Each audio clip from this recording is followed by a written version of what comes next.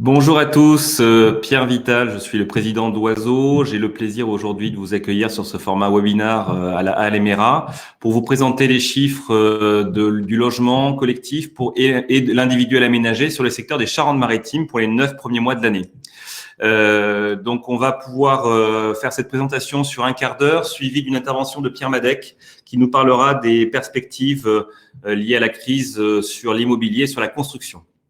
Donc, pour commencer, un très rapide rappel sur ce qu'est l'Oiseau. L'Oiseau, c'est une association qui a été créée en 2009, qui a fêté ses 10 ans l'année dernière, qui a pour but donc de rassembler autour de la profession, de la promotion, du lotissement, des constructeurs de maisons, une présentation des chiffres de la Nouvelle-Aquitaine, et ce, avec l'accompagnement d'adéquation en maître d'œuvre pour l'exécution des missions. Et je partage la présidence avec François Cheminade, vice-président sur le lotissement, et avec évidemment Virginie Sicard, qui est notre directrice et qui anime et assure le développement de l'association.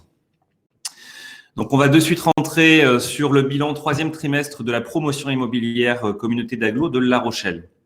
Qu'est-ce qu'on peut dire sur les chiffres de vente ? Alors, tout d'abord, on est effectivement sur, par rapport aux autres territoires de la Nouvelle-Aquitaine, sur une activité qui s'est plutôt maintenue, même si on constate un ralentissement sur les 2 derniers trimestres, avec un volume de vente de 571 lots, alors que la même période de l'année dernière avait fait 595. Donc, on est sur une légère baisse, avec une représentativité qui reste très élevée de la ville de La Rochelle. Sur le dernier trimestre, on est revenu sur des niveaux qui sont ceux qu'on a pu constater ces derniers mois de 58%. Donc, un secteur de La Rochelle qui reste prépondérant dans les sujets, dans la représentation des ventes, pardon. Et confirmez-moi pour ceux qui le peuvent si vous m'entendez bien, avant que je déroule, si personne ne m'entend. Merci, parfait. Donc, cette cartographie ensuite vous présente où se situent donc les ventes. Comme on vient de le dire, bien évidemment, La Rochelle représente encore une forte part des ventes. On constate également que on a une concentration sur les villes limitrophes, tout en étant quand même recentré sur les secteurs éligibles au Pinel. Donc, les secteurs, on voit qui sont en frange ici, sont des électeurs non éligibles au Pinel et qui effectivement n'observent plus d'activité depuis le passage en zone B2 non éligible. Concernant les mises en vente, on a eu un premier début d'année qui avait été très dynamique et qui correspondait à l'évolution du PLU, donc qui avait été débloqué et mis en application sur le début de l'année et qui avait entraîné une forte part de mise en vente au premier trimestre. Et on voit qu'effectivement, les 2 derniers trimestres sont beaucoup plus en peine, ce qui fait que les 9 premiers trimestres se portent plutôt pas mal avec 686 lots mis en vente, là où à la même période, on avait fait 671 l'année dernière. Donc, une activité qui reste effectivement un peu exceptionnelle en début d'année et il faudra du coup être très vigilant sur la fin de l'année et sur le risque de pénurie si on tient les mêmes rythmes que ceux qu'on a connus aux 2 derniers trimestres. Quant à la part de représentation de La Rochelle, on voit bien que le déblocage de la mise en place du PLUI a entraîné une forte représentativité de l'eau, en particulier sur La Rochelle, avec au premier trimestre 71% de l'eau mise en vente sur la ville de La Rochelle. Et on revient en fait sur une tendance moyenne qui est celle qu'on a constatée sur la dernière période, plutôt autour donc de 69%, 60%. Où est-ce que cette offre a été allouée ? Donc, comme on le disait, fortement sur La Rochelle, un tout petit peu sur donc les périphéries, et donc on est effectivement sur aujourd'hui une représentativité des mises en vente sur un territoire très central et très côtier. Où se situe l'offre ? Donc aujourd'hui, l'offre disponible, on voit bien qu'elle s'est réalimentée en début d'année, donc cas un peu atypique qu'on n'a pas vu sur d'autres territoires, qu'elle est en train de s'éroder avec du coup un niveau de stock qui aujourd'hui est à 10 mois. Donc, on a coutume de dire qu'on est en phase de pénurie quand on descend en dessous des 12 mois de stock théorique. Donc là, il y a effectivement un vrai point de vigilance à tenir, même si on a constaté effectivement un début d'année positif et atypique par rapport au reste du territoire. Il n'en reste pas moins qu'on est plutôt dans une phase d'érosion du stock et donc potentiellement de pénurie. Où se trouve recentrée l'offre ? On a une offre qui est extrêmement recentrée sur La Rochelle, bien évidemment, et sur les secteurs côtiers. Donc, on a bien vu que La Rochelle avait fortement alimenté sur le dernier trimestre. Donc, nécessairement et mécaniquement, elle se retrouve la plus représentée dans l'offre disponible. Concernant la répartition investisseurs-accession, Le territoire donc de La Rochelle a toujours été un territoire assez équilibré avec une partie donc d'accession et d'investisseurs qui est restée toujours plutôt au-dessus des 50% au profit des investisseurs. Et là, de façon du coup atypique, on est revenu sur une part d'investisseurs qui est passée en dessous des 50%. Et on voit bien que l'histogramme montre que les investisseurs ont perdu en activité et d'ailleurs on est sur les niveaux d'activité les plus bas qu'on ait constatés depuis le deuxième trimestre 2019, alors que la partie des propriétaires occupants a continué à croître. Donc on peut considérer effectivement que les investisseurs ont été plus frappés sur la dernière période en termes de dynamique. On a donc intégré cette cartographie qui vous représente la répartition des ventes par typologie. Donc, quand on est sur du jaune foncé, on est sur de l'investisseur, et plus on est sur le vert, et plus on est sur les propriétaires occupants. Donc, et à droite, vous avez le zonage Pinel. Donc, tout ce qui est en grisé, c'est pas éligible Pinel, et ce qui est en vert clair, c'est le B2 qui n'est plus éligible Pinel.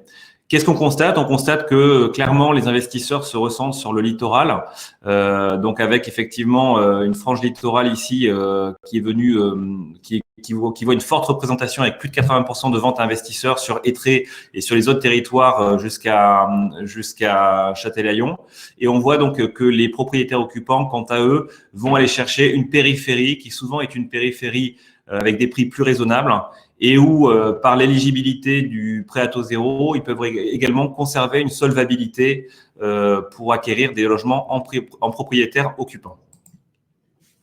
L'évolution des prix, on constate que on a une position de prix qui est quand même assez fluctuante, mais qui quand même reste relativement stable sur l'offre, avec une offre qui quand même continue à augmenter, et un écart assez important après une baisse des prix qu'on avait constaté depuis le début d'année sur le territoire. On voit qu'effectivement, en termes de prix de vente, on a un rebond sur le dernier trimestre.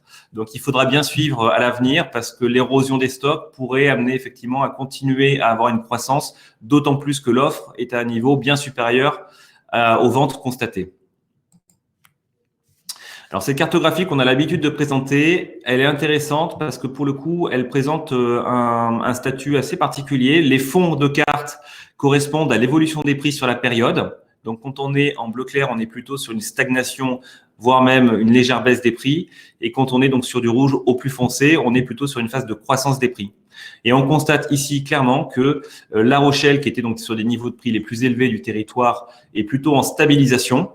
Et on voit qu'effectivement, les zones périphériques viennent augmenter en prix et viennent tous s'aligner sur un 4 000 € du mètre carré. Donc, on voit par capillarité, et c'est d'ailleurs une zone qui était fortement représentée par les investisseurs, on voit effectivement une forte hausse des prix avec des territoires limitrophes qui sont pour le coup au-delà de 10% d'augmentation. Et donc, on voit également des franges qui sont plutôt les territoires d'accession à la propriété qui sont en baisse. Donc, c'est ce qu'on voit ici quand on descend jusqu'à Yves, là sur la côte. Donc, voilà, une forte attraction de La Rochelle sur des prix très élevés, et plus on s'éloigne et plus les prix baissent. On peut donc projeter une fin d'année donc théorique, mais autour de 750 ventes, ce qui fait que l'année 2020 sera une année stable, puisque l'année dernière, on avait fait 776 ventes, malgré le contexte. Mais on peut quand même s'inquiéter sur l'année 2021 du fait que l'alimentation des stocks a été très faible et que de ce fait, on anticipe une érosion des stocks, potentiellement une hausse des prix, mais aussi un manque d'offres qui risque d'impacter les ventes sur l'ensemble. Alors, on va passer maintenant sur les autres marchés du territoire dans le Charente-Maritime. Alors, il faut constater qu'on est sur un marché qui est effectivement assez faible sur le reste du territoire. À noter en particulier un secteur de Rochefort qui est vraiment en stagnation avec très peu de ventes, seulement 10 ventes sur l'année écoulée avec pas d'alimentation. Un secteur de Saintes qui souffre également d'une absence d'offres malgré le projet de Saint-Louis qui du coup pour l'instant ne sort pas. Et enfin, un secteur de Royan qui lui se porte plutôt bien avec une bonne dynamique de vente et pour le coup une alimentation qui reste faible mais qui quand même continue à alimenter, et un niveau de prix qui est un niveau de prix assez élevé par rapport au reste des zones hormis la communauté d'agglo de La Rochelle à 4 217 € hors parking. Alors maintenant, on va faire un petit focus sur l'individuel aménagé. Alors là, on est dans un marché de pénurie totale. On constate sur le premier semestre seulement 8 mises en vente sur la période. et on a une offre à la vente qui n'est que de 23 lots, 23 terrains à bâtir. Donc là, on est vraiment dans une situation de pénurie. On constate pour autant que l'offre est recentrée sur plutôt la deuxième couronne et que les ventes se réalisent là où il y a de l'offre. Et donc, on voit effectivement qu'on a un vrai risque de pénurie à très court terme. Concernant la répartition des prix et la typologie des lots, on est sur une période où la taille des lots a tendance donc à baisser. On voit effectivement, c'est la courbe rouge qu'on voit ici, où on a des surfaces donc qui se contractent et on reste malgré tout à des niveaux de prix qui sont quand même assez élevés puisqu'on a une offre qui est à 84 000 euros, là où les ventes ont été constatées sur 87 000 euros. Donc, on est sur un territoire où la fourchette les surfaces de prix diminuent et la fourchette de prix est plutôt sur le niveau élevé.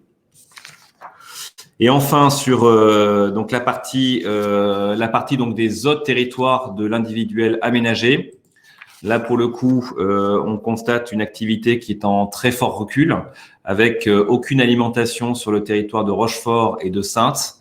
Malgré tout, une dynamique de vente, puisqu'on constate 44 ventes, donc bien supérieure à ce qu'on a pu constater sur le territoire de la communauté d'agglo de La Rochelle. Pareil sur Saintes, donc une dynamique. On voit bien que effectivement, on n'est pas du tout sur les mêmes niveaux de budget, puisqu'on est donc sur des surfaces de lots de terrain qui sont assez élevées, 485 lots, 485 mètres carrés pour Rochefort et 528 pour Saintes, et sur des niveaux de prix qui sont pour le coup beaucoup plus bas que la communauté d'agglo de La Rochelle, avec 53 000 et 38 000. Sur le secteur de Royan, de la même façon, on n'a aucune mise en vente, mais là, on se retrouve sur des typologies de terrain et des surfaces de terrain qui sont similaires à ceux de la communauté d'agglo, puisqu'on a 72 000 euros la parcelle, là où on était à 84 000 sur le secteur de la communauté d'agglo.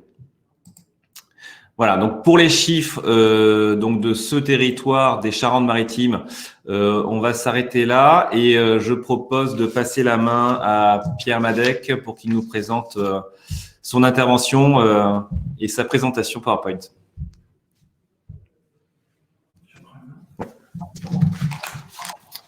Bonjour à tous. Est-ce que vous m'entendez bien? Oui. Super. Alors, il faut que je repartage.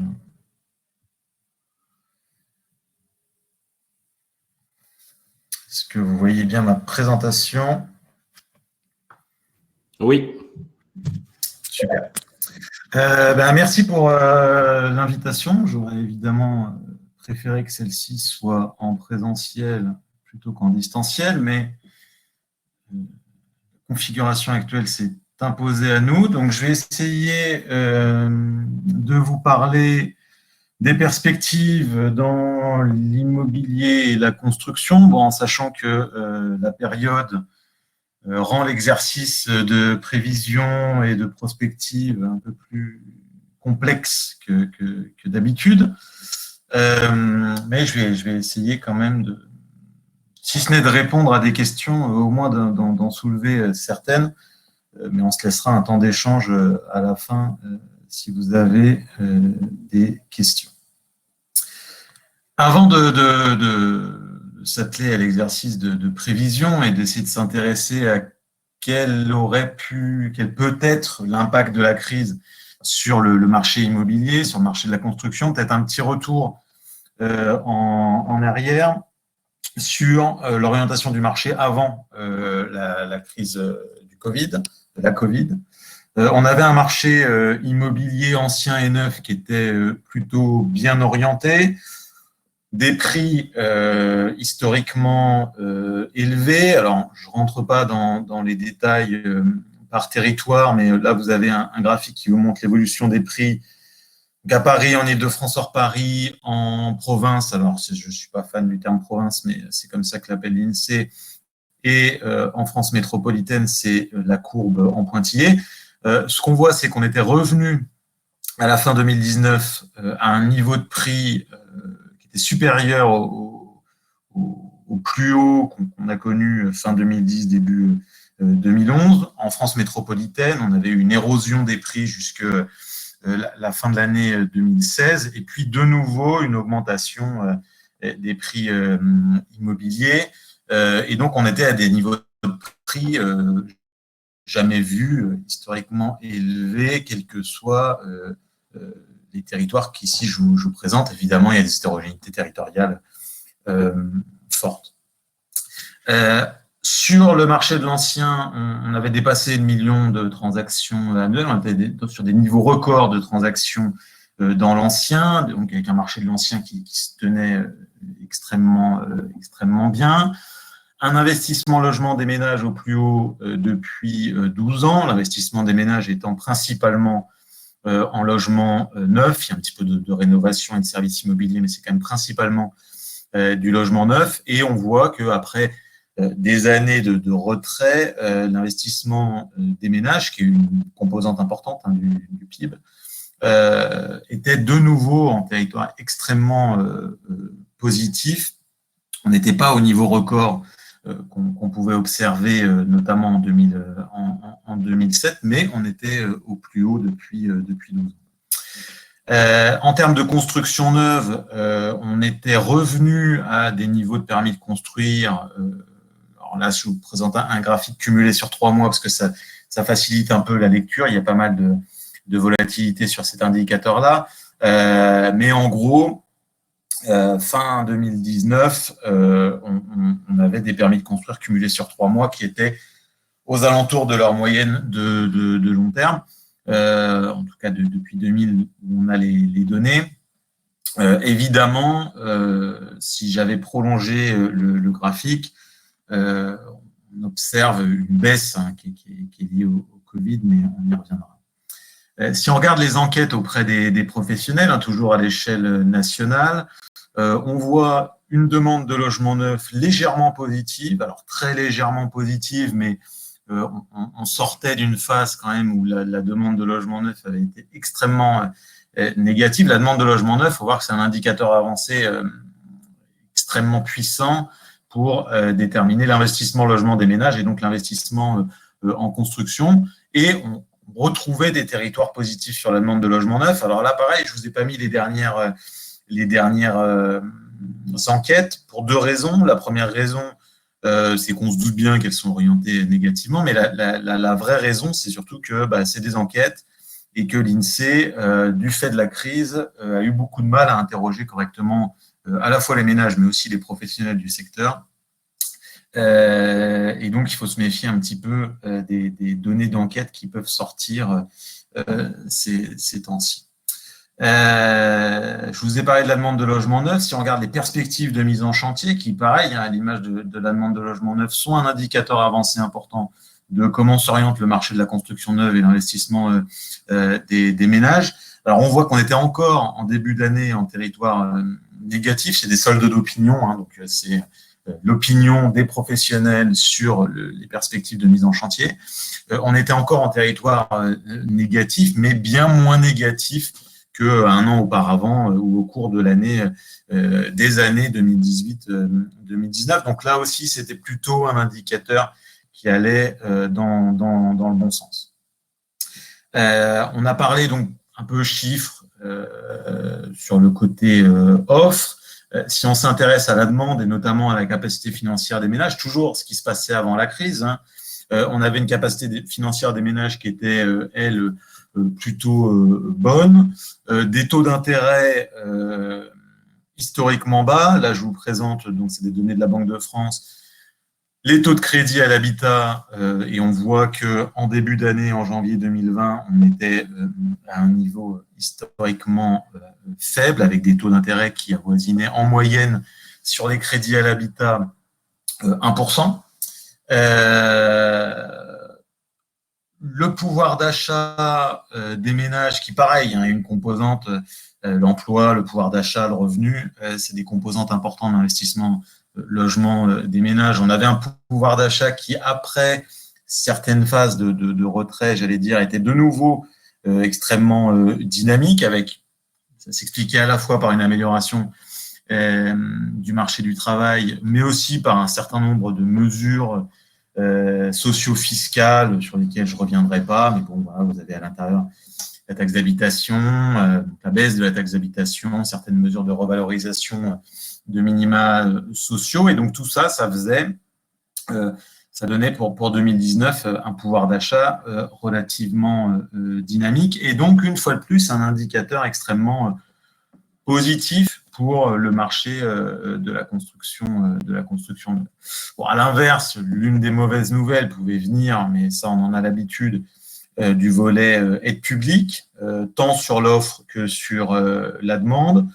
Sur la demande, toujours des économies budgétaires importantes réalisées sur les APL. Alors, on est plus sur de l'APL locative, mais il y a aussi les APL accession qui aujourd'hui sont marginales, mais les APL accession sont aussi touchés par les mesures d'économie réalisées sur les APL locatives. Mais bon, je ne rappelle pas les mesures, on pourra y revenir si vous avez des questions là-dessus, mais je ne rappelle pas les mesures sur les APL locatives. Donc, il y a une forte désolvabilisation des ménages allocataires APL au cours des dernières années, des économies importantes réalisées sur le parc social.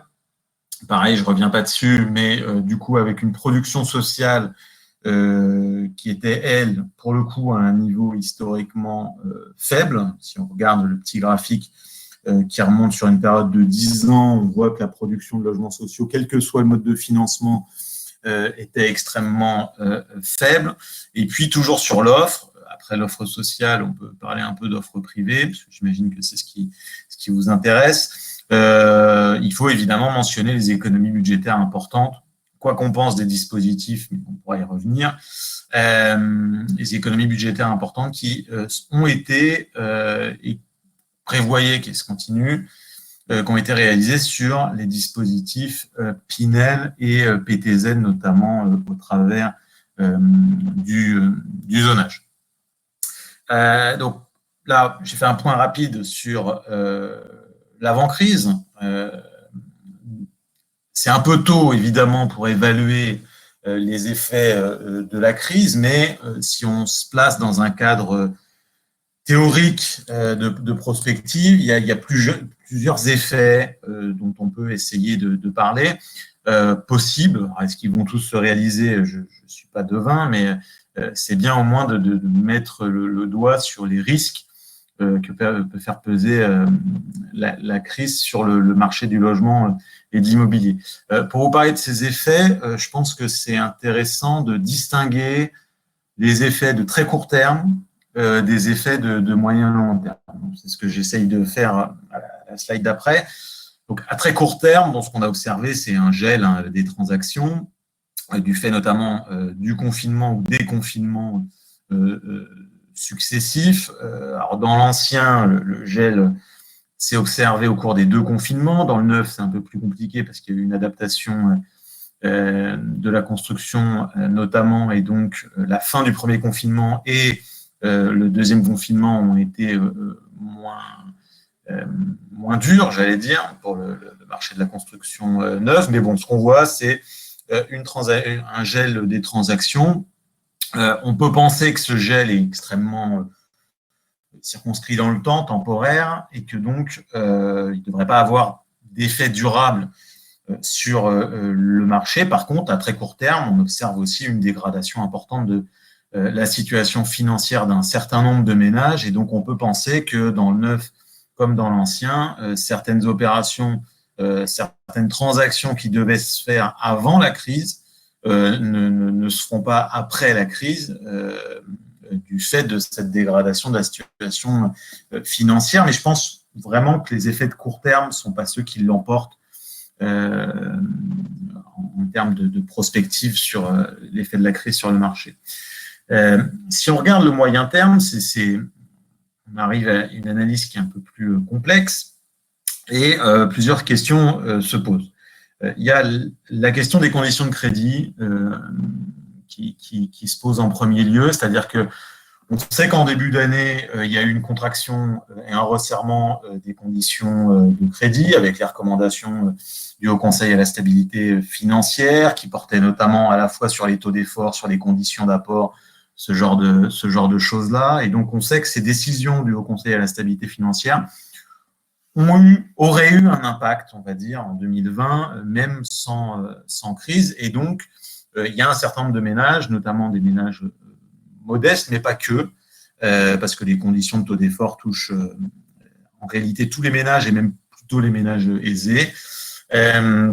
Mais il y aurait eu des effets de ces recommandations du Haut Conseil à la stabilité financière sur le marché de l'accession. Ça, c'est un fait. La question, c'est quels effets de la crise sur les conditions d'accès au crédit. Avant, dans le monde d'avant, on est en train de basculer, si j'ai bien compris, dans le monde d'après, mais dans le monde d'avant, on nous expliquait que ce qui était important, c'était, évidemment, les critères de taux d'effort, de reste à vivre, d'apport personnel étaient essentiels, mais si vous aviez une certaine forme de stabilité, de contrat de travail qui allait bien sur le marché du travail, vous pouviez accéder au crédit parce que les taux étaient bas, parce que les durées étaient longues, et donc il y avait une certaine forme de facilité d'accès au crédit, tant pour l'acquisition dans le neuf que dans l'ancien. Ce que change un peu la crise, c'est que, et ce qu'on voit assez bien, c'est qu'aujourd'hui, un certain nombre d'établissements bancaires peuvent se dire, en fait, le CDI ne suffit pas à s'assurer de la pérennité du contrat de travail sur le marché du travail, et donc on va se mettre potentiellement à regarder d'autres choses.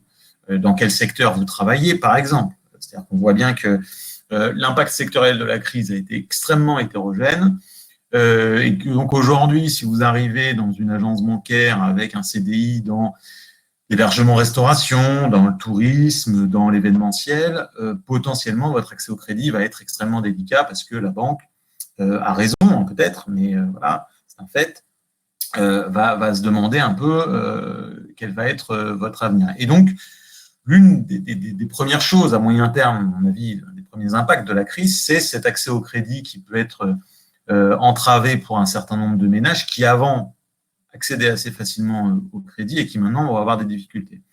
Ça, c'est sans même parler des conditions de crédit en tant que telles, et de voir le comportement bancaire. Est-ce que les taux vont continuer à rester aussi bas? On peut penser qu'à moyen terme, oui, mais ce n'est pas une certitude. Est-ce que le Haut Conseil à la stabilité financière, et donc en réalité Bercy, va décider ou non de resserrer encore les conditions de crédit du fait de la crise économique? C'est pareil, on n'a pas d'informations là-dessus. On peut penser qu'à moyen terme, ce ne sera pas le cas, mais il y a des doutes qui subsistent. Mais donc, cette question de l'accès au crédit, elle est quand même essentielle. Une fois qu'on a mentionné ce point, on peut regarder ce qui se passe sur la demande et sur l'offre. Donc, sur la demande, il y a deux chocs dont on a beaucoup de mal à identifier lequel va être le plus important, mais il y a un choc de revenus négatif à moyen terme, c'est-à-dire dégradation forte du marché du travail, tant pour les indépendants que pour les salariés d'ailleurs, et donc baisse de revenus, du revenu disponible des ménages, avec un effet demande qui est donc extrêmement négatif parce que la situation sur le marché du travail et la dégradation du marché de l'emploi sont très importantes.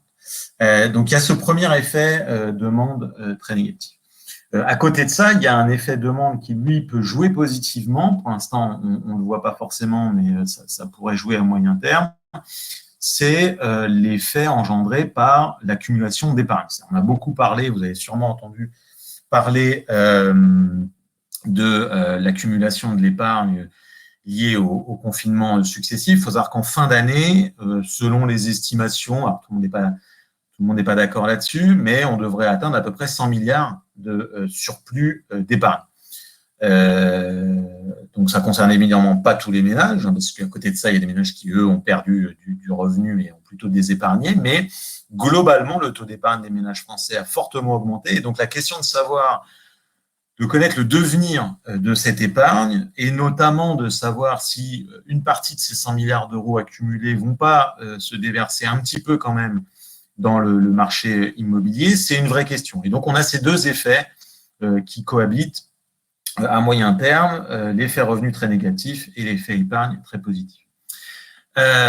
Du côté de l'offre, on a une reprise des chantiers qui devrait se faire, qui s'est fait au moment du déconfinement et qui devrait continuer à se faire un peu au ralenti du fait de tout un tas de choses, une partie de la main-d'œuvre qui serait empêchée. On sait notamment qu'il y a pas mal de salariés dits vulnérables dans le secteur de la construction, Donc, il y a des taux de recours très faibles au dispositif de protection des salariés vulnérables, mais le fait est que il y a certains salariés vulnérables qui recourent quand même au dispositif de protection et qui donc ne peuvent plus travailler.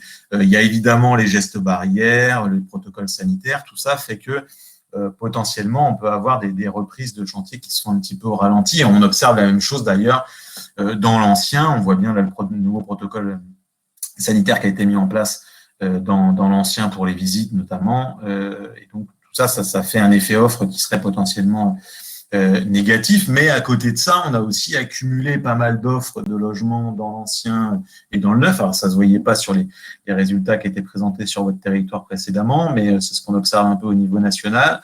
Et donc, cette rétention un peu dans la livraison à la fois de l'ancien et du neuf peut créer un effet offre positif. Et là, une fois de plus, on a du mal à voir lequel des deux effets peut prendre le dessus à moyen terme. Il y a la question évidemment à moyen terme de l'ajustement des prix, c'est-à-dire que moi je vous ai montré des graphiques qui s'arrêtent fin 2019, mais quand on regarde l'évolution des prix, alors là pas au travers de l'INSEE qui fournit pas forcément de chiffres, mais au travers des retours de terrain plutôt, on voit des ajustements de prix sur les territoires qui sont très importants, avec notamment des baisses de prix dans le cœur des métropoles qu'on n'avait pas observé depuis un certain nombre d'années, à contrario des territoires un peu dans le périurbain qui redeviennent extrêmement attractifs. Et donc, à moyen terme, il faudra observer ces dynamiques de prix très précisément pour identifier les effets de la crise. Enfin, à moyen terme, il y a évidemment la question des plus modestes, alors qui intéresse peut-être moins l'aspect accession, parce que c'est des ménages qui, même avant la crise, étaient quand même assez loin du marché de l'accession à la propriété. Mais il peut y avoir une dégradation importante de la situation financière des ménages les plus modestes, des impayés de loyer, des taux d'effort en hausse. Faut voir que cette question des impayés de loyer, elle concerne évidemment pas que les ménages modestes, parce que quand vous payez pas votre loyer, vous êtes locataire du marché locatif privé. Celui qui est impacté, c'est le bailleur, qui lui est rarement un ménage très modeste, mais qui potentiellement se sert du loyer pour rembourser son emprunt. Et donc, est-ce que s'il y a explosion des impayés de loyer, comme certains le craignent, est-ce que ça ne va pas déstabiliser tout le marché locatif privé? C'est une vraie inquiétude.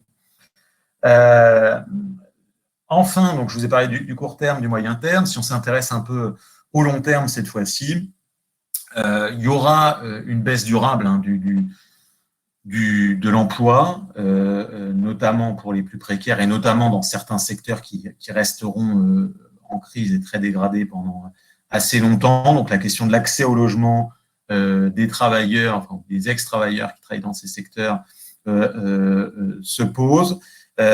Persistera de fait une dégradation importante du pouvoir d'achat une fois de plus sur certains ménages.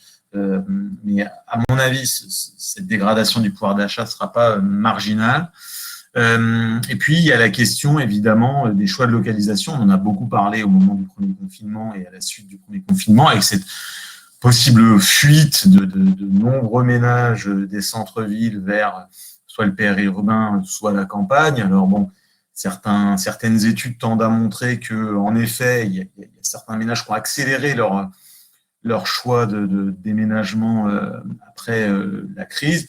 Pour l'instant, ça reste marginal, mais on voit bien qu'on n'est pas à l'abri d'un rééquilibrage territorial. Certains territoires, d'ailleurs, se saisissent de la crise pour faire la promotion de leur territoire. Et donc, est-ce qu'on va assister à ça? Est-ce qu'il va vraiment y avoir des changements dans les choix de localisation, au travers un développement du télétravail, au travers développement d'autres formes de transport? Bon, voilà, c'est des questions qui se posent et qui peuvent impacter évidemment très fortement le marché immobilier.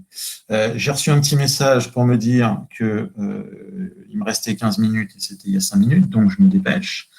Je vais finir, donc après avoir fait un peu un état des lieux et puis les risques, en étant conscient évidemment que je n'ai pas répondu à beaucoup de questions et j'en ai soulevé plus de questions que de réponses, mais ce sera intéressant qu'on en discute après.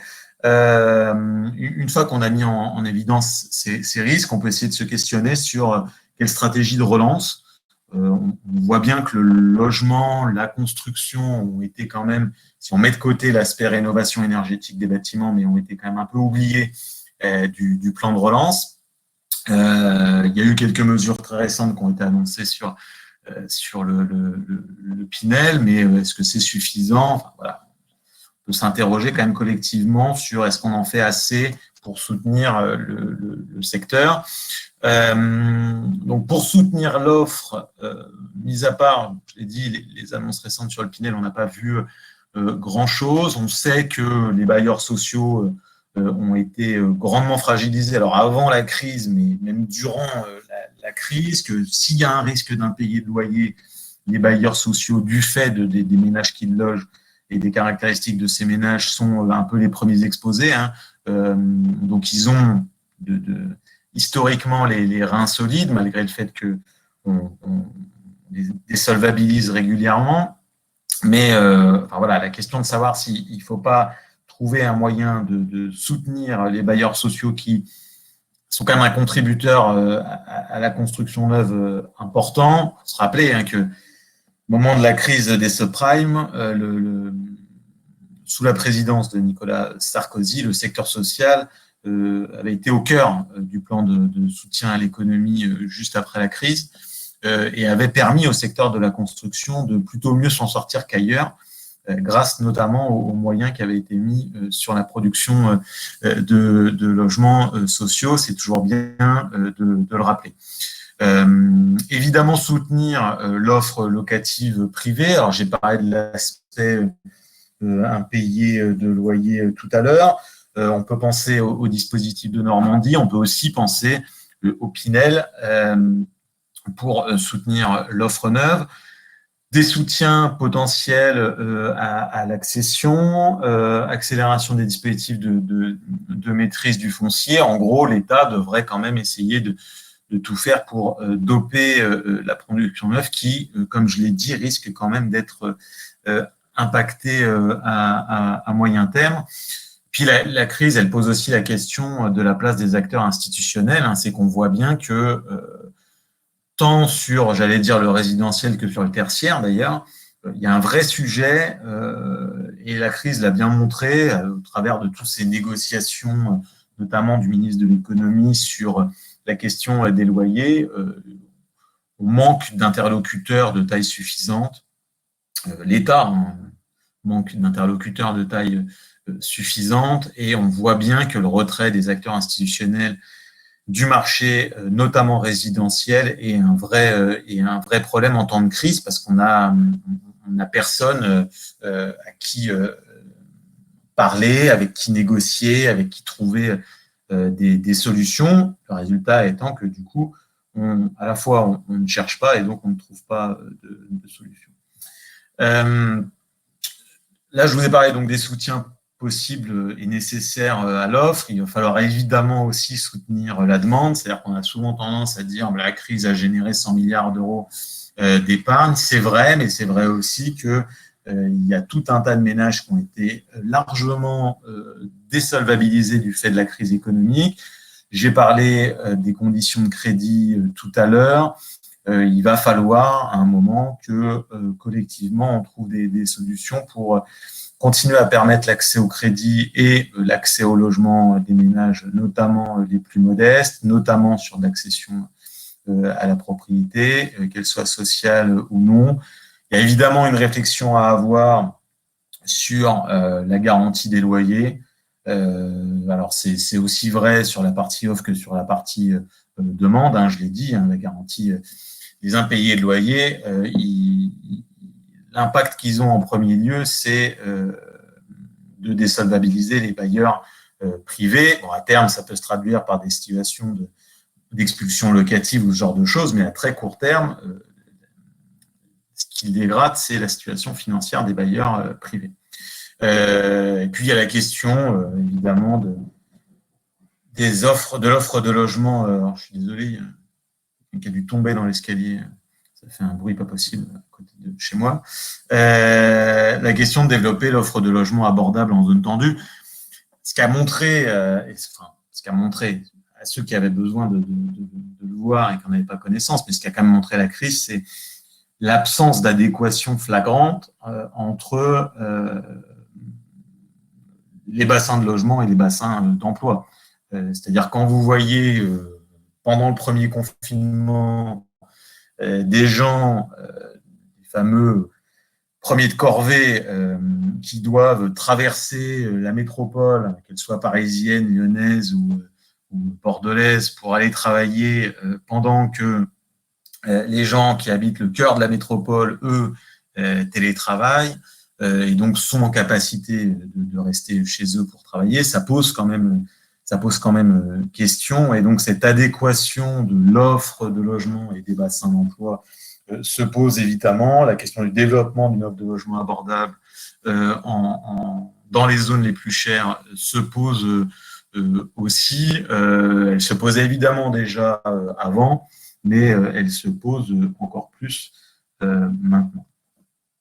J'en ai fini. Je pense, mais on me confirmera, que j'ai réussi à tenir le temps, ce qui est rare. Hein, donc, si c'est le cas, je suis assez fier. Merci Pierre. Non, ça va parfaitement bien dans le timing. On te remercie pour cet exposé qui effectivement laisse sous-entendre qu'on n'a pas trop de certitude sur l'avenir et donc il faut rester prudent dans les annonces qu'on pourrait faire. On attend des questions si vous en avez. Moi, j'en ai peut-être une à te poser. On voit bien quand même que le marché du neuf, il est sous-tendu par l'accession à la propriété pour moitié quand même de l'activité au niveau national. Est-ce qu'on a des perspectives dans l'économie? Est-ce qu'on a des perspectives au-delà des durcissements des conditions d'accès au crédit? Est-ce qu'il y a des perspectives d'augmentation des taux? Est-ce que c'est un élément qui, s'il arrive, va avoir un impact immédiat et radical selon toi sur l'appétit sur le marché, ou est-ce que ça va concerner qu'une partie des acquéreurs? Non, je pense qu'à court et moyen terme, il n'y a pas de raison que les taux augmentent. On est dans un contexte où facilite l'endettement, j'allais dire globalement, notamment des États, et en sachant que les taux sur le marché interbancaire sont quand même un peu dépendants des taux d'État. Donc bon, il n'y a pas de raison qu'il y ait un resserrement du côté des taux. La vraie problématique, c'est, une fois de plus, j'ai essayé de le dire, c'est ce qui se passe au niveau des établissements bancaires. C'est-à-dire que les recommandations du Haut Conseil à la stabilité financière qui sont rentrées en vigueur en janvier n'ont pas du tout eu pour résultat une augmentation des taux ou une baisse de la durée des emprunts. Le seul résultat de cette décision, ça a été un resserrement des conditions de crédit, donc pas une dégradation de l'accès au crédit en tant que tel, mais un resserrement en disant à tout un tas de gens, non, vous avez des taux d'effort trop élevés, non, on ne peut plus financer à plus de 100% les opérations, et donc il faut que vous ayez au moins, alors ça concerne moins le marché du neuf, mais il faut que vous ayez au moins les frais de notaire, parce qu'on arrête de financer les frais de notaire, et il y a eu un vrai resserrement. Alors, les estimations disent que ces mesures-là ont dû écarter à peu près 300 000 ménages du crédit. Alors, c'est pas vérifié, il y a la crise qui est arrivée en même temps, donc c'est évidemment compliqué des estimations qui valaient avant, mais on peut penser que, une fois de plus, je pense que l'hétérogénéité sectorielle de la crise, elle va quand même poser un certain nombre de questions aux établissements bancaires qui vont aller plus loin dans leur recherche j'allais dire, d'accédants solvables. Aujourd'hui, il y a tout un tas de gens, tous ceux qui sont au chômage partiel, par exemple, on a beaucoup tendance à dire, oui, mais regardez, on a fait le quoi qu'il en coûte, et donc on a protégé le revenu des ménages. Alors, certes, on a protégé le revenu des ménages, on l'a quand même baissé pour un certain nombre de ménages de 15%, parce que l'activité partielle ne couvre pas l'intégralité du revenu, donc on a quand même désolvabilisé tout un tas de gens. Mais au mois de septembre, vous aviez à peu près 1 million de personnes qui étaient encore en activité partielle. Donc, ça veut dire qu'il y avait à peu près 1 million de personnes qui continuaient à travailler dans une entreprise qui, soit, elles, travaillaient au ralenti, soit étaient fermées administrativement, soit des salariés. Donc, c'est même sans parler des indépendants. Ces salariés-là, potentiellement, ils avaient accès au crédit avant. C'est des gens qui étaient en CDI, ils allaient à leur banque et ils avaient accès au crédit et donc ils pouvaient accéder à la propriété. Demain, ces salariés-là, du fait de leur secteur d'activité, vont peut-être être regardés un peu différemment de leur banque en termes de solvabilité, en imaginant même qu'ils gardent leur travail, hein, c'est-à-dire qu'ils peuvent aussi se retrouver au chômage à moyen terme. Mais de fait, il va y avoir de plus en plus de critères pour accéder au crédit dans de bonnes conditions. Alors, on peut voir les choses du bon côté en se disant on a un système bancaire qui est plutôt plus solide qu'ailleurs, on met des garanties un peu partout et donc on risque pas de crise bancaire, et contrairement à d'autres pays, hein, même des pays proches de nous. Mais le pendant de ça, c'est que y a un certain nombre de ménages qui ne vont plus pouvoir accéder au crédit, non pas du fait de la hausse des taux, mais du fait que ils ne travaillent pas dans le bon secteur, ils n'ont pas le bon contrat de travail, ou alors ils sont indépendants, ou alors, enfin, voilà. Et pendant quelques mois, ça va être extrêmement compliqué. En plusieurs mois, ça va être compliqué d'accéder au crédit, et donc ça va se ressentir sur le marché de l'accession à la propriété. D'accord. Est-ce que vous avez d'autres questions qui pourraient être éclairées par Pierre Madec ou par moi-même? Je ne sais pas si vous avez vu, mais donc les documents seront, la vidéo est enregistrée et sera reproduite sur le site. Donc du coup, vous aurez un accès aussi pour réécouter l'intervention. Et s'il n'y a pas d'autres questions, mais on remercie Pierre une nouvelle fois de nous avoir fait le plaisir d'éclairer une situation qui est un peu nouvelle et qu'on n'avait pas jusqu'à présent pu mesurer. Donc là, merci pour ton intervention. J'espère avoir l'occasion de revenir avec plus de... On espérera physique la prochaine fois. J'espère avoir l'occasion de revenir avec plus de réponses que de questions. Bon, merci beaucoup Pierre, merci à tous. Bientôt. Il y a une dernière conférence qui se tient juste après sur le Sud-Aquitaine, donc Pays Basque. Pour ceux qui veulent s'y inscrire ou y accéder, n'hésitez pas. Merci.